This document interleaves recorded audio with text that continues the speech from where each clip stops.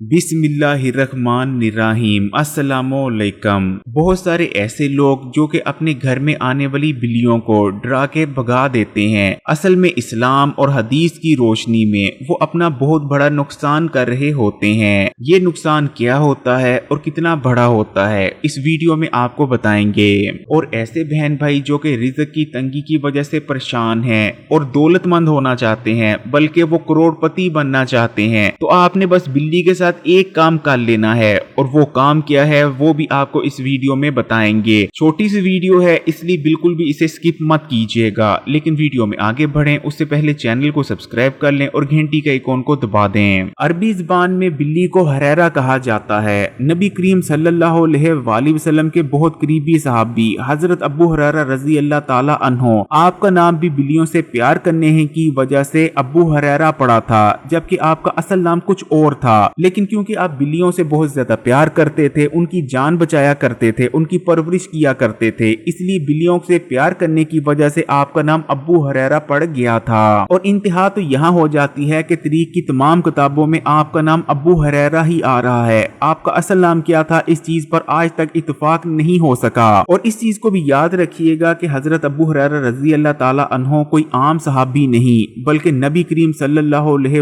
वसल्लम के बहुत करीबी सहाबी थे। आपने बहुत सारी हदीसें सुन रखी होंगी जो कि हजरत अबू हुरैरा रज़ी अल्लाह ताला अन्हो से मंसूब हैं। हमारे प्यारे आका नबी करीम सल्लल्लाहु अलैहि वसल्लम भी बिल्लियों से प्यार किया करते थे और उनको पाला करते थे।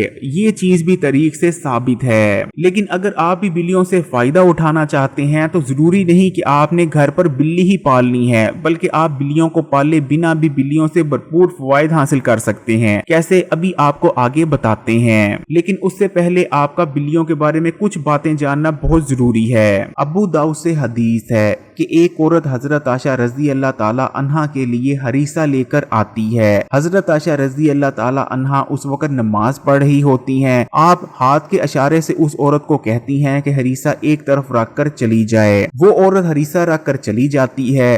बाद में एक बिल्ली आती है और हरीसा को एक जगह से खा जाती है। जब हजरत आशा रजी अल्लाह ताला अन्हा नमाज पढ़कर फारग होती हैं तो आप उसी जगह से हरीसा खाती हैं जिस जगह से बिल्ली खाकर गई होती है, और अरशाद फरमाती हैं कि ये यकीनन नजस या नापाक जानवर नहीं, बल्कि ये तो आने जाने वालियां हैं। हजरत आशा रजी अल्लाह ताला अन्हा से ही रवायत है कि नबी करीम सल्लल्लाहु अलैहि वसल्लम ने बिल्ली के जूठे पानी से वजू किया था, जिससे ये चीज साबित हो जाती है कि बिल्लियां हरगिज भी नापाक या नजस जानवर नहीं और इनको घर में रखा जा सकता है। नबी करीम सल्लल्लाहु अलैहि वसल्लम का अरशाद मुबारक है कि अंग्रेज दो बातों की वजह से तरक्की करेंगे। पहली बात कि वो जानवरों के साथ बहुत अच्छा सलूक करते हैं, और दूसरी चीज कि वो अपने बूढ़े लोगों का बहुत ज्यादा ख्याल रखते हैं। और मुसलमान इन्हीं दो बातों की वजह से पीछे रह जाएंगे। हजरत अब्दुल्ला बिन उमर से रवायत है कि नबी करीम सल्लल्लाहु अलैहि वसल्लम ने अरशाद फरमाया कि एक औरत को बिल्ली की वजह से अजाब दिया गया। उस औरत ने बिल्ली को बांध दिया, ना तो उसको खाने और ना ही पीने को कुछ दिया, और ना ही उसे छोड़ा कि वो जमीन से कीड़ों को तलाश कर कर खा ले, हत्ता कि वो बिल्ली मर गई। तो उस औरत को बिल्ली की वजह से आग में डाल दिया गया। इससे पहले कि मैं आपको ये बताऊं कि बिल्ली कैसे आपको करोड़पति या दौलतमंद बना सकती है, बिल्ली के पीछे की हिकमत क्या है,